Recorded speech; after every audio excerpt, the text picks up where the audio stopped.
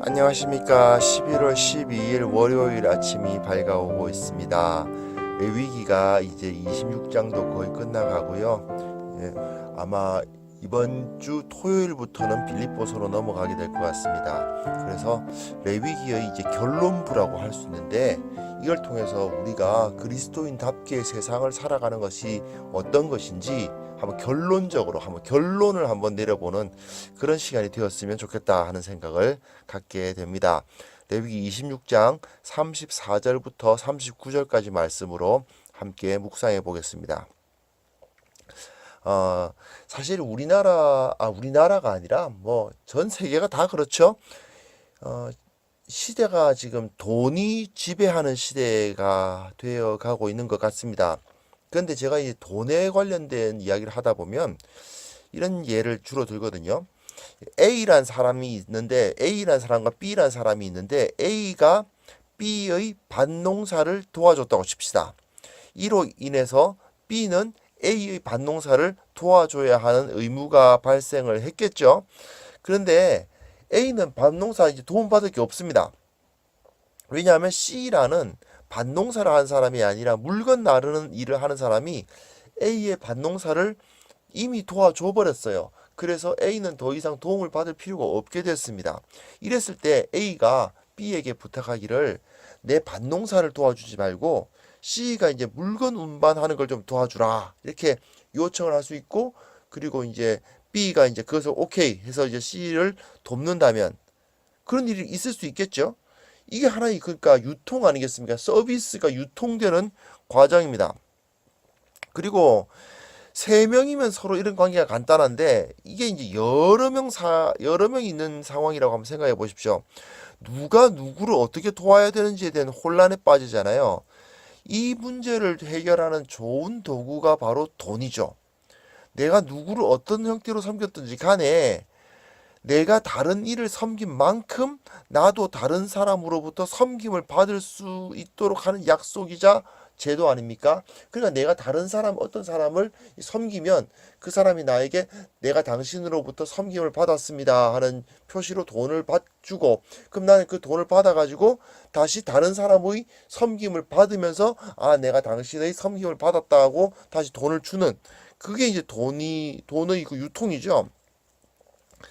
근데 문제는 단순히 내가 누군가에게서 도움을 받았으니까 나도 누군가를 도와야 되고, 내가 누군가를 도운 것의 대가만큼 다른 사람의 도움을 받고, 이런 도구로서 돈이 사용되는 게 아니라는 게 문제죠. 실제로는 인간의 죄로 인해서 이러한 질서가 왜곡됩니다. 그러다 보니까 사회의 전반적인 돈에 관한 인식 자체가 완전히 바뀌어버리죠. 어느 누구랄 것도 없이 돈의 원래 기능과는 전혀 다른 용도로 사람을 지배하고 착취하고, 그리고 이 세상의 어떤 자기가 다른 사람을 섬기지 않아도 되도록 만드는, 실제로는 그렇지 않습니까? 지금 자본주의에서 돈을 엄청나게 쌓아놓으면 더 이상 나는 다른 사람을 섬길 필요가 없게 되죠. 다른 사람을 섬기지 않아도 돈은 계속해서 그것을 자기 재생산을 이루어주고, 다른 사람이 나를 위해서 그 돈을 재생산해 나가는, 더 늘려주는 일, 나를 위해서 섬기는, 그 돈을 재생산하는 일로 나를 섬기게 되는 그런 역사가, 그런 왜곡된 역사들이 일어나지 않습니까? 그러다 보니까 그 사회나 지역 자체가, 그 사람들이 가치관과 그 질서와 어떤 그 사회 풍조와 이런 것들이 말이죠. 그런 것들이 오염됩니다. 이것이 좀 현대적인 얘기인데, 모세오경이 말하는 땅의 오염이란 바로 이런 겁니다. 사람이 범죄를 하면 땅이 오염되죠. 모세오경에 의하면, 현대식으로 말하면 땅의 오염이란 곧 그 사회의 질서와 풍조가 왜곡되고 오염된 걸 말하는 거예요. 이게 오염되면 사람과 사람과의 관계도 오염되죠. 사람과 사물과의 관계도 오염됩니다. 실제로 환경 오염이라든지 지금 뭐 바다에 플라스틱 그 섬이 생기는 뭐 그런 일들 사실은 다 마찬가지죠. 그런 것들이 사람과 사람 사이의 관계의 왜곡, 서로가 서로를 착취하고 서로가 서로를 지배하려고 하는 그런 모습들이 나타나게 됩니다. 그랬을 때 하나님은 어떻게 하시는가? 예. 한꺼번에 멸망시키셔서 그 공간에서 쫓아내 버리시는 방법을 쓰신다는 거죠. 그리고 그 땅을 안식하게 하십니다. 사실은 황폐하게 하시는 건데 그 황폐함으로써 그 땅을 쉬게 한다. 이 말은 뭐냐면 그 땅을 결국은 처음으로 되돌린다. 초기화시킨다. 그런 의미예요. 34, 35절입니다. 너희가 원수의 땅에 살 동안에 너희 본토가 황무할 것이므로 땅이 안식을 누릴 것이라. 그때에 땅이 안식을 누리리니 너희가 그 땅에 거주하는 동안 너희가 안식할 때에 땅은 쉬지 못하였으나 그 땅이 황무할 동안에는 쉬게 되리라. 이스라엘의 범죄가 일어나면 그들은 그 땅에서 쫓겨납니다. 그들이 땅에서 쫓겨나는 이유는 원수가 그들보다 더 강했기 때문이 아니에요. 그들이 그 땅에서 범죄했기 때문입니다. 안식년과 희년을 지키지 않았던 거예요. 단순히 안식년과 희년을 지키지 않았다는 게 왜 그렇게 중요하냐? 땅이 중요한 게 아니고요. 물론 땅도 중요하지만 사람과 사람과의 관계가 안식년과 희년이 뭡니까? 리셋되는 거 아닙니까? 처음으로 리셋되는, 그런데 그것을 지키지 않음으로써 한 사람을 영원히 노예로 만들고 한 사람을 영원히 파멸시키는 그런 일들을 서로 간에 행하는 그런 거죠. 왜요? 안식년과 희년을 한번 생각해 보세요. 가난했던 사람들이 안식년에는 자기가 일하지 않은 것을 먹을 수 있고 희년이 되면 그 처음으로 돌아갈 수 있지 않습니까? 근데 그런 것을 지키지 않으면 결국은 영원한 노예와 영원한 그 상전이 생기게 되겠죠. 하나님께서는 그것을 원치 아니하십니다. 결국은 모두 쫓아내시고 그 땅을 강제로 초기화시키시는 거예요. 36절부터 읽어봅니다. 너희 남은 자에게는 그 원수들의 땅에서 내가 그들의 마음을 약하게 하리니 그들은 바람에 불린 잎사귀 소리에도 놀라 도망하기를 칼을 피하여 도망하듯 할 것이요 쫓는 자가 없어도 엎드러질 것이라. 그들은 쫓는 자가 없어도 칼 앞에 있음같이 서로 짓밟혀 넘어지리니 너희가 원수들을 맞설 힘이 없을 것이요 너희가 여러 민족 중에서 망하리니 너희의 원수들의 땅이 너희를 삼킬 것이라. 너희 남은 자가 너희 원수들의 땅에서 자기의 죄로 말미암아 쇠잔하며 그 조상의 죄로 말미암아 그 조상같이 쇠잔하리라. 아주 무서운 그 심판의 말씀이 주어지고 있습니다. 쫓겨난 자들은 그들이 땅을 왜곡시키고 착취한 대가를 치르게 됩니다. 하나님은 이스라엘을 가나안 땅으로 들여보내시면서 뭘 요구하셨어요? 함께 살아라고, 공존하라고, 공생하라고 그렇게 말씀하신 거예요.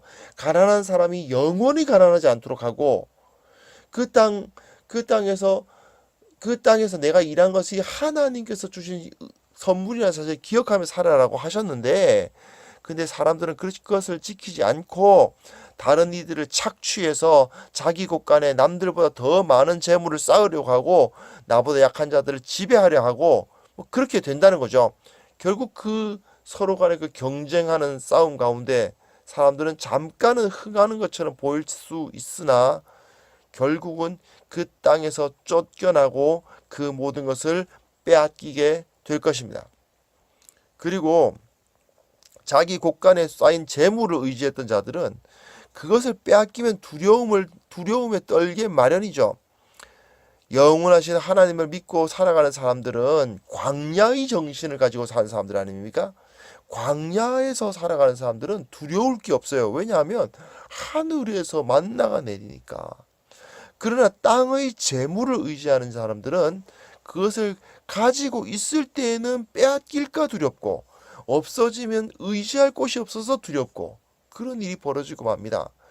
그들이 그렇게 쇠잔한 상태에 빠지는 동안에 땅은 초기화되어서 하나님께서 처음에 만드셨던 그 질서를 회복하는 시간을 갖게 되리라는 것입니다. 그런데 이것은 사실은 고통의 시간이에요. 그리고 모든 것이 바로잡히는 시간이기 때문에 수많은 사람들이 힘들고 고통스러운 시간이 오게 된다라는 말씀을 하나님께서 주고 계십니다. 우리나라가 사실은 이런 것을 경험했죠. 조선 후기에 사람들이 인구가 늘어납니다. 사람들은 그야말로 소처럼 일해야 했어요. 그러면서 자기 먹고 살려고. 그러나 그 나라 사회 구조가 어떻습니까? 왜곡되어 있었죠. 그러다 보니 사람들은 아무리 일해도 지주라는 이유로 땀을 흘리지 않고도 그 소출의 절반을 가져가는 사람들이 있었던 거죠. 그러다 보니까 어떤 일이 벌어집니까? 결국 땅이 황폐화돼요. 산에는 나무 한 그루 담아나지 않게 되고 붉은 산이 되어버렸죠. 결국 모두가 다 같이 망하는 거죠. 우리나라 역사를 봐도 알 수 있지 않습니까? 농경사회에만 이런 문제가 과연 적용되는 것일까요? 그렇지 않습니다. 우리나라가 예전에 뭐 외환위기도 겪고 했던 그 모든 것을 한번 이렇게 살펴보면 결국 다 이런 거예요. 사람과 사람 사이에 마땅히 지켜야 할 질서가 무시되고 서로 간에 치킨 게임을 하고 치킨런을 하고 서로 간에 진짜 그 무한 경쟁에 내몰리는 그런 상황, 그런 사회에서 함께 공존하고 함께 살아가는 것이 사라진 그런 사회는 마치 그 젠가 게임, 그 나무 블럭 쌓기 게임하고 똑같이 되어버리고 마는 것입니다. 어떻게 보면 그렇게 막 경쟁을 막 부추기면 뭐가 대단한 것이 막 이루어지는 것처럼 보여요. 높이 뭔가 뭐 쌓이고 대단한 어떤 그 탑이 세워지는 것 같이 보일 수 있어요. 그러나 언젠가는 와장창 무너져 버릴 거죠. 사상 누각입니다. 하나님의 법도를 따르지 않고 인간이 탐욕을 쌓아 올리는 것이죠. 결국은 모든 것이 초기화되고 말 것입니다. 그리스도인들은 이 세상에서 제사장이며 선지자 역할을 감당하면서 살아가야 됩니다. 우리가 세상의 논리에 편승해가지고 세상에서 무한 경쟁을 요구한다고 우리도 무한 경쟁에서 이기는 것이 신앙이다. 이런 식으로 들어가면 교회도 망하는 겁니다. 우리는 세상이 어떻게 돌아가든지 간에 우리는 하나님께서 어떤 것을 기뻐하실지를 먼저 생각하는 사람들이 되어야 됩니다. 그러기 위해서는 무엇보다 먼저 생각하는 그리스도인들이 좀 돼야 돼요. 만일 정말 생각하지 않고 이 세상을 거슬러 가겠다는 그런 태도를 갖지 않게 되면요. 악의 평범성이 우리를 덮치게 됩니다. 그 아이히만이라는 사람 이야기 아십니까? 유태인들을 그 제2차 세계대전 때 독일에서 유태인들을 전부 가스실로 보냈던 주역이었죠. 그런데 한나 아렌트라는 분이 쓴 글을 보면 그 아이히만이라는 사람이 실제로 그 재판 때 서 있는 그 아이히만을 보니까 무슨 악마가 아니더라는 거예요. 아주 평범한 40대 가장, 그냥 중년의 남성일 뿐이었던 거죠. 그는 계속 자기가 무죄라고 주장합니다. 나는 시키는 대로 했을 뿐이다. 나는 국가가 그렇게 하라고 했기 때문에 했을 뿐이다라고 주장을 하죠. 예, 맞습니다. 그는 아이히만 그 사람은 평범하고 순종적이었던 사람이에요. 그의 죄는 뭐냐면 생각하지 않은 죄예요. 평범하고 순종적으로 다른 사람들이 다 하는 방식대로 그냥 살아가다 보면 결국에는 그 죄가 드러나고 그 땅에서 쫓겨나 두려움에 떨며 쇠잔해지는 모습에서 벗어날 수가 없다는 것입니다. 레위기는 이 사실을 강력하게 우리들에게 주장해 주고 있습니다. 자, 그러므로 우리는 하나님의 뜻이 어디에 있는지 깨달아야 됩니다. 하나님의 법도를 좀 더 알려고 노력해야만 합니다. 조금 더 훈련받고 조금 더 생각하고 다들 그렇게 사니까 나도 그렇게 살면 되지가 아니라 내가 그리스도인답게 살려면 어떻게 해야 될 것인가를 늘 고민하고 묵상하는, 그리고 그걸 가지고 실천하는 그런 그리스도인들이 되려고 우리 정말 최선을 다해야 되지 않을까 생각합니다. 함께 기도하겠습니다. 하나님 아버지, 깨어서 기도하고 깨어서 세상과 다른 삶을 살아가는 우리 모두가 되게 하여 주시옵소서. 우리가 만약 그렇게 되지 아니할진대 결국은 그 하나님께서 우리에게 베풀어 주셨던 모든 것을 다 빼앗기고 이 땅은 초기화되고 우리는 그 가운데서 두려워 떨며 쇠전하게 된다는 사실을 기억하게 하시며, 하나님께서 원하시는 삶이 무엇인지 계속해서 묵상하고 그것을 실천하려고 노력하는 우리 모두가 되게 하여 주옵소서. 오늘 월요일을 시작합니다.